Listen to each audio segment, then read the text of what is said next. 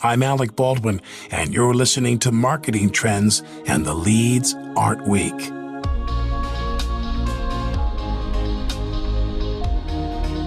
Hello and welcome to Marketing Trends. This is producer Ben Wilson. Today's episode features an interview with Jeannine D'Addario, CMO of Guitar Center.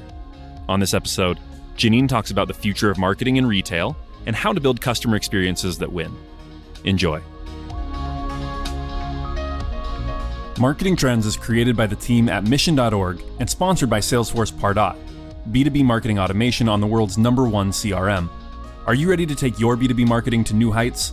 With Pardot, marketers can find and nurture leads, close more deals, and maximize ROI.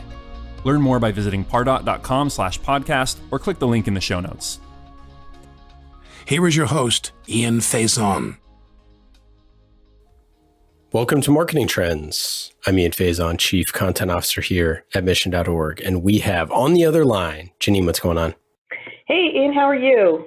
You know, I'm doing great. It's a great day, and I'm so excited to talk about guitars and your career in marketing. So first, how did you get into marketing in the first place? Well, you know, I started my career out in journalism, and I realized after doing a short stint as a news anchor that I was telling other people's stories and not developing and building stories on my own, which is what I loved. And so I made a quick trip back to grad school and moved my career into the business sector with a marketing emphasis. And I think that it's allowed me to tell stories and build stories around brands and businesses that I wouldn't have gotten the opportunity to do if I'd stayed as a journalist. And so flash forward to today, what is the scope of your responsibilities as CMO of Guitar Center?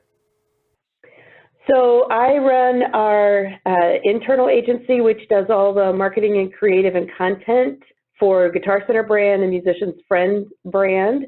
I also work in support of our sister brands with Music and Arts and Woodwind Brasswind on their creative concepts, their marketing branding, digital transformation, and more. And recently, my job has even expanded to take on more with customer data as we roll out a CRM platform and begin to better understand how to support our customers and build a really compelling journey through the music business. You know, retail is obviously going through a huge transformation, all different kinds of retail.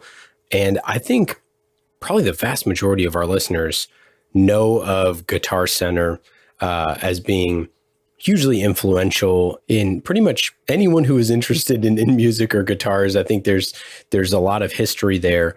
What were you so excited about, joining Guitar Center?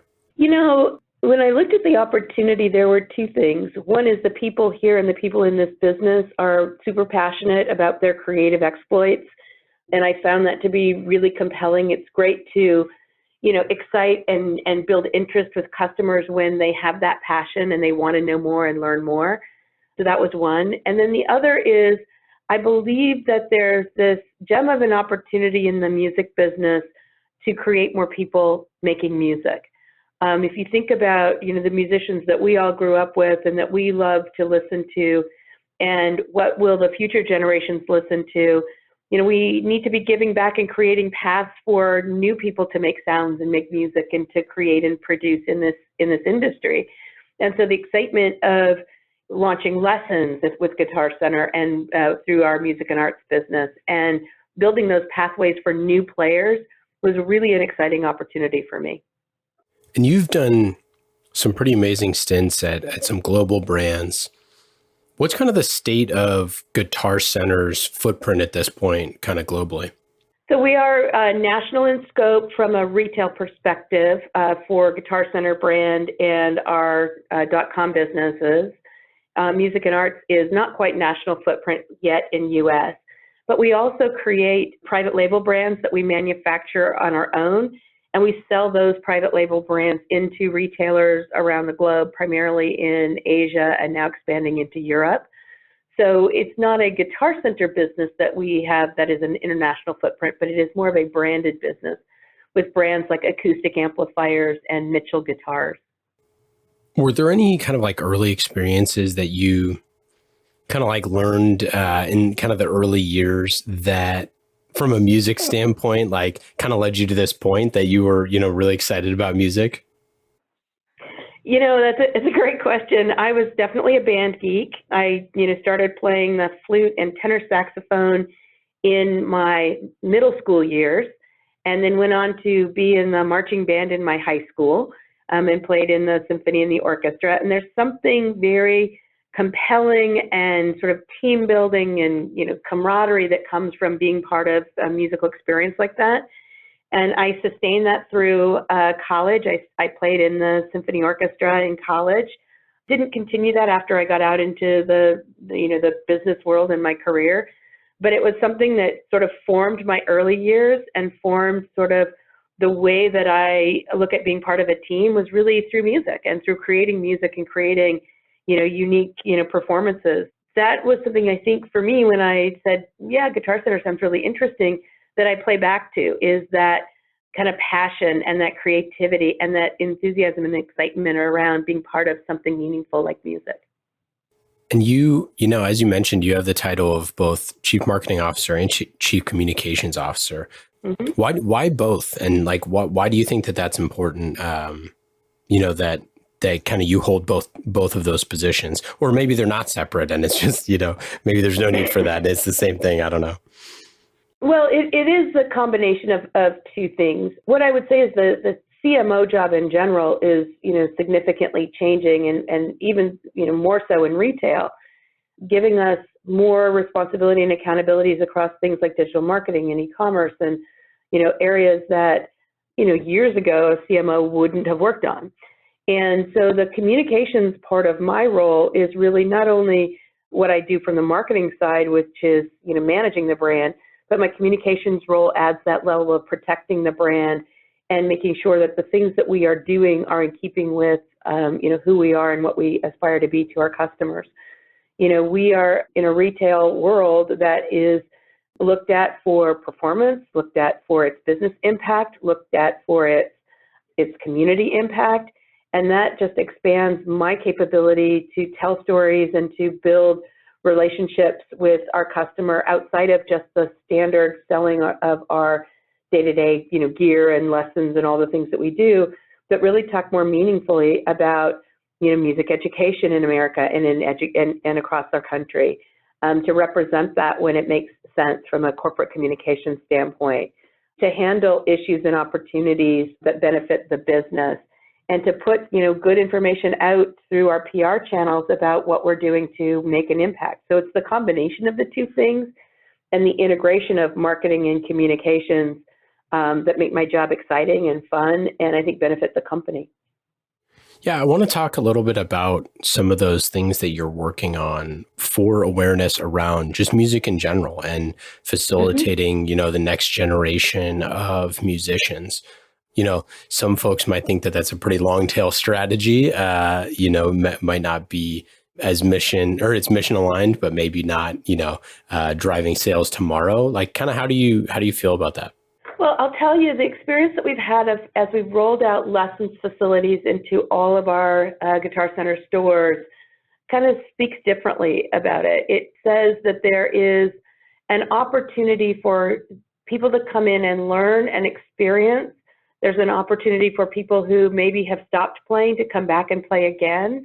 And there's an opportunity for this generational sharing of learning to play music that we're seeing happening as well, which is, father to son, father to daughter, mother to son, where they're sharing their passion of playing. I look at my own personal relationship with music. I mentioned that I played for a long time in the woodwind brasswind area. My daughter plays guitar. Her growing up and wanting to learn to play guitar made it easy for me to talk about my experiences with her, and it certainly became a generational sharing opportunity from a mother to a daughter. My dad plays guitar, and I remember growing up, with him playing and that being part of my musical journey.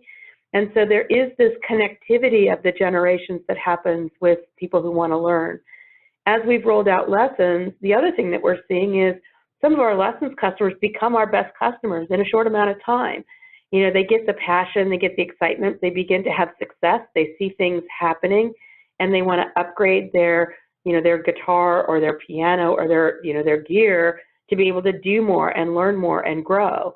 And so we look at lessons as, not just seeding the consumers of tomorrow, but really putting consumers on this path that they stick with us for a long period of time. And we believe that it's beneficial to both of us. We're teaching and educating and growing their capability, and they're becoming lifelong customers. So what do those look like? What are those lessons that, like, how does marketing help facilitate that? Sure. So the first thing that we've had to work on is just making people aware that we now offered lessons in the Guitar Center stores. Our music and arts business, it really is different than Guitar Center. Music and arts really focuses on the beginner instrument in schools. They do school rentals. They do lessons across a broader spectrum, so including things like violins and violas and cellos and clarinets and flutes and saxophones and trombones. So they have a different kind of relationship. They've always been very successful, and as we expand that capability allows kids to experience, different kinds of instruments that they may want to play. Guitar Center, we offer the same, although it's predominantly guitar, keyboards, and drums and vocals, where we're seeing, the majority of our customers wanting to take lessons. The predominance of lessons takers are 7 to 17 years old. The parent is usually the decision maker. But make no mistakes, we have seniors and women and men of all ages wanting to learn to play or relearn to play or, improve their skill set. But the majority, again, is the 7 to 17-year-old. And that's really exciting. If you think about all the things that we're competing with for their time and attention, everything from sports to, creative arts like dance to their screens and their video games. Music is another path for extracurricular, activity. And it's great to see these kids coming in, learning, sticking with it. Some of them actually performing. We just shot a TV commercial and video for our lessons program, and we brought in these kids that had been part of an early work that we'd done just for some signage and so on, and they were lessons takers in our facilities, and all of them had sort of stuck together. They started their own little band and they started playing together, and we thought, what a great way to highlight the fun of taking lessons and learning to play and what comes from it. And so in the commercial, you'll see these 4 kids who have kind of built their own little band out of learning together. And so not only did it build their music capability, it built friendships. You've worked for, companies like iconic companies like Miller Coors and Walt Disney Company, Stanford Children's Health, Whole Foods. A lot of those companies really have lasting, impact as a brand. How do you think about like the next 10 years for Guitar Center? How do you think about, keeping this as a relevant brand that continues to innovate and do things that are top of mind for musicians? Yeah, it's a great question. The thing that I've learned over the brands that I've had the opportunity to work for and on is, to have that standard, that basis of who you are and what you mean and be and stick to it. We've looked at things like brand elasticity and how we can stretch the brand and what it can do and can't do. And the reality for us is, the more people that we can encourage to play, the more people that have the benefit or the experience to play, the more musicians there'll be in the world. And if you think about, each of the brands that I've worked on, we've always had a position that said, what do we matter? What's our point of meaning in the customer's life? And I think there's a really strong point for this business that is, the benefit of playing music. One of the things that we, realized is that not everybody has the means to play, and not everybody has the capability to take lessons or even purchase an instrument. And so a core part of what we also do is focus on philanthropy. And through our Guitar Center Foundation and our charitable efforts, we really want to make sure that anybody who wants to play, even if they don't have the means to play, has the ability to play. That music has such a powerful, important role to play in society that giving people that opportunity builds people up.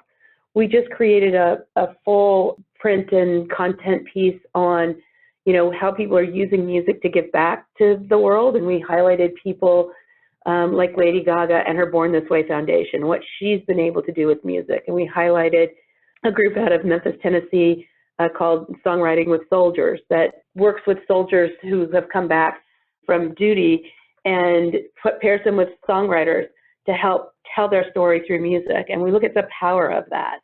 And so where I see the long-term opportunity is for Guitar Center and all of our brands is really to continue to provide those pathways for people to use music to express themselves, to build their passion, to, as therapy or as ways to, propel their capability. If we continue down that path, we'll continue to be successful. I want to switch gears a little bit towards just, retail in general and the transformation of how retail is done, omnichannel. It seems like you've obviously had a ton of experience with both, retail brick and mortar stores and also online. I'm curious, what do you think? What is kind of the best practice? And I know this is probably its own episode, but for those CMOs that are listening or marketing leaders that are doing omnichannel, that are looking at ways to increase both, in-store traffic and online traffic, kind of what are some of your best practices that you've seen? So I'll tell you a little bit, about where we are, and maybe some of that is best practices and some of it is learning.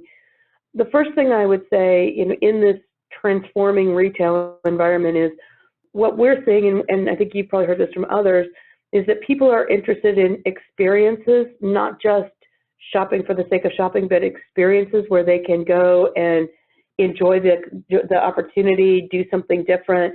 And that's really been one of our key focuses, is making sure that when you're in a Guitar Center, that it is a great and compelling experience, as opposed to maybe some local mom and pops where you can't necessarily take down the instruments and play them without talking to somebody behind the counter. We encourage people to come in, pick up a guitar off the guitar wall, plug it into an amp. We have cables and amps and stools everywhere. We've got picks ready for you to play, and just play. Play anything you want to play, experience it, touch it, feel it. It is a very sensory experience to interact with a musical instrument. Not only what it sounds like, but what it feels like in your hands, what the grease in the strings smells like. It's all of those components of the gear and the instrument that you can only experience physically and in person. And so we encourage people to come in and play and try. And it's also why we've expanded our capabilities in all of our stores to round out the musician's experience. So we offer not only the opportunity to try and play any instrument, but if you have an instrument, we have repairs and modifications. So we can, make it to your specifications. We can change your strings. We can fix things. We also offer rentals. So if you're a gigging musician or just want to play in your backyard, you don't have to make the purchase for your PA or your speakers or your microphones. You can come in and rent those from us. If you want to learn, you can take lessons, in our stores. And if you're a business, we have our pro services that allow you to work with us to design and engineer and install studios. We do those in people's homes. We do them in businesses. We do them across the country in churches and bars and restaurants as well. So we really try to round out the full experience, meeting every need of the customer in this musical space. That's first and foremost. And then we translate that across not only our in-store brick and mortar environment, but we use and leverage our digital capabilities and our online capabilities to provide a seamless experience between the two, so that you can purchase lessons online. You can see the latest information on gear that we have in our stores. You can learn about what we call our Gear Geeky series, where we will talk in detail about certain products or items that maybe are a little bit more complex. So you can learn and experience and grow with our online capabilities. And so it really is thinking about your customer holistically. What are all the components that they need to do what they want to do, and how do you provide those and make them easy to access and easy to experience? And I think that's what allows us to win in this omni-channel environment, in this kind of changing retail transformation, is thinking experience, what does the customer need, and how do we get it to them seamlessly and in a way that supports them across whatever channel they come to us in. Do you ever worry about the person who comes into the store, spends a bunch of time trying a bunch of stuff out, figures out what they like, and then goes to try to buy it online? How do you kind of get that person to to really want to complete the transaction with you all? That's a great question. One of the things about the majority of the musical instrument business is it's MAP pricing. So you have, pricing that's equal across all. So it's never about finding the better price or a different price or seeing if somebody can get it for you cheaper. It really is selling at the very best price we can offer, but also providing all of the service that comes with it. So we can finance customers through our own company credit card. We've got warranty service that we can provide and help them with all of the other components between rentals and repairs and lessons. We make sure that the customer sees the value in doing business with us. Now, that's not to say that we won't service a guitar you bought somewhere else. We will. But we, really try to keep our customers in the fold by service, by content, by providing them good information, and really building a relationship with them. Our store associates, many of them, have lists of customers that they've worked with for years and years. They build relationships with them. They know what they like. They know what's important to them. They can help them with whatever is out there. They've got their ear to the ground on new products. We have a very robust new product kind of pipeline where we know about it. We train our staff on what is new and what's upcoming, and then they can reach out to their customers they've done business with and talk about new products or new solutions that maybe they don't know about. And it really is thinking about the customer in a way that is different than just a one-time sale. It's a long-term proposition. How do we build that relationship with you that keeps you wanting to come back because we know how to take care of you? Do you have any favorite campaigns that you've worked on, or and it could be through the years, or it could be recent ones at Guitar Center that were, particularly went well? Yeah, that's a great opportunity for me to talk a little bit about the things I love to do. There's a few that come to mind. Probably here at Guitar Center, we do something we call Guitarathon. It doesn't sound revolutionary, but it's the greatest guitar sale on earth, according to us. But it's something we've been doing for quite some time. When I got here, we reinvented it because it really isn't a time when people think retail sale. And so we have to kind of promote it front and center.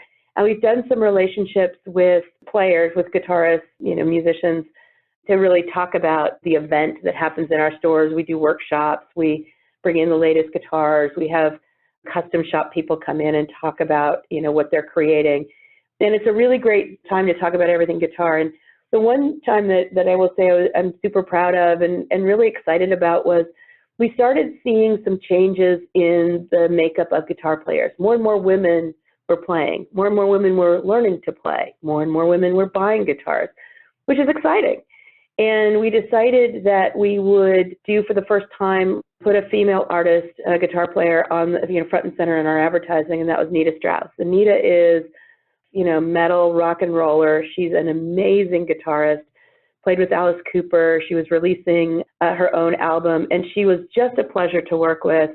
We got great response to the advertising that we put out with her. And then we followed up with this whole series of women guitarists that were making a difference in music today. So we talked to She Shreds magazine and had them come and do a panel with us. We talked to the lead singer and the lead guitarist from the Donnas. We brought out the guitarist for Beyonce, and we had all of these women guitarists talking about their capability and how they've broken through in the music business. And it was really heartwarming and compelling. And even today, I get emails from female guitarists who saw the advertising or who've been in our stores and seen some of the work, or been online and seen some of the work, and thank us for talking about this underserved population in music. And I get women who work in our stores who say it was the proudest moment that they've had working for, Guitar Center. And that's really compelling and really exciting. And I want us to tell more and more diverse stories of people finding their sound, using their voice in music, and what it's meant to them. And I think that was the beginning. It kind of opened the door for us to tell more stories. So I'm really super proud of that work. Before that, I would say there was a couple other pieces. Certainly at Whole Foods, we put together the first national advertising campaign for Whole Foods around Values Matter. And it was really talking about the differences in the products that we sold and how the values that we established as a company were important, and they mattered in the food that we sold and the things that people eat. and we talked about, organic produce, and we talked about animal welfare standards and marine fishing standards. And I think that was a new kind of voice in the food advertising that talked about, how to think about your food differently, and that values and what you value in life really matters in the food that you buy. And I'm really proud of that work as well. There's been a lot of others, but those two stand out in the moment. Yeah. And, I think now with the work that you did at Whole Foods and the rise of sustainability as a primary driver of, how new food products are made and marketed and created and all that sort of stuff. I mean, you can see those campaigns clearly had a huge effect on, on the industry as a whole. Yeah, I'm proud of that. I'm glad to see people, talking about and caring about the food they eat and recognizing that we want things to be different. And I think that was the thing, the impetus of the advertising we did back at Whole Foods. And I'm excited to see, more and more food companies taking that to heart and talking about their differences and making it meaningful and authentic, not just smoke and mirrors, but really meaningful, authentic change, which is, compelling. Not just for the press release, but actually, to showcase the impact and the value and the mission that the company has. I mean, clearly we love that. We're called the mission. Yeah, so. Okay, let's get into the lightning round. These questions are fast and easy, just like B2B marketing automation with Pardot. You can go to pardot.com/podcast to learn more about marketing automation on the world's #1 CRM. That is Salesforce. Fast and easy questions, lightning round style. Are you ready? Mm-hmm. Yep, I'm ready. What is your favorite one-day getaway in Southern California? Ooh, Santa Barbara. What about your favorite thing to cook or eat? Ooh, cook or eat. Well, anything chocolate would be my favorite thing to eat. My favorite thing to cook is Italian food that was my mother-in-law's recipe. What is your favorite book or podcast that you've read or listened to recently? Well, Mission.org and Marketing Trends would be my favorite podcast. One of the things that I've read recently that I loved has been a series on customer journey and planning how to build the capability to talk to customers along the way. The name of the book was Journey Builder. I found it fascinating because it takes into consideration things outside of where you as the retailer touch the customer. And I think that's something that, a lot of people forget is the customer has a life outside of you. And I love that part of the book. Best advice for a first-time CMO? Ooh, best advice. Ask lots of questions. The thing that I've learned after 10 years of being a CMO is that you're not the person that knows it all. And so ask questions, ask why, ask legacy people who've been in the organization a long time, how things transpired or got to the way they got to, and make a nod to what is important in the organization when you think about change. What question do you never get asked that you wish you were asked more often? What is the secret to my 30-year marriage? What is the secret indeed? Humor. We laugh at each other, with each other constantly. We make fun of each other. After 30 years, you're allowed to do that. Well, I couldn't agree more. Thanks so much for coming on the show. Everybody, if you're looking for a guitar or just anything, music related, talk to Jeannine. Go check out Guitar Center. Any final thoughts? Any things to plug? No, thank you so much. This has been really great. You've given me an opportunity to talk about things that I love. And I would also tell people, even if you don't play and you want to play, come in and we'll teach you. Learning to play is just as much fun. Yeah, there you go. Awesome. Thanks for coming on. Thank you so much.